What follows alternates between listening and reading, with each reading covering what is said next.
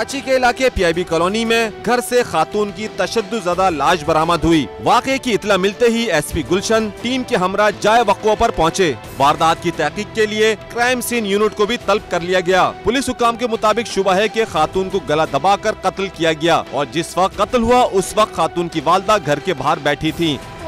घर में पूरे हमारा कमरा बिखरा, हमारा सबका जेवर ले गया, पैसे 10 रुपए तक अलमारी में, बच्ची को इतनी बेदर्दी से मारा कि उसकी जान तक चली गई है। बहन को चाकू से मारा और क्या कहते गले में दुपट्टा कस के बांध के गया। वो दीवार पर खून के निशान भी लगे हुए और सिलेंडर मुंह में घुस रहा है। हमारे पास सिलेंडर गैस सिलेंडर में रखा हुआ था तो वो तक उसको कराया। पुलिस ने शवाहिद जमा करके वाकये की तहकीकात शुरू कर दी है। कैमरामैन जुनैद असलम के साथ कामरान जलील, मेट्रो 1 न्यूज, कराची।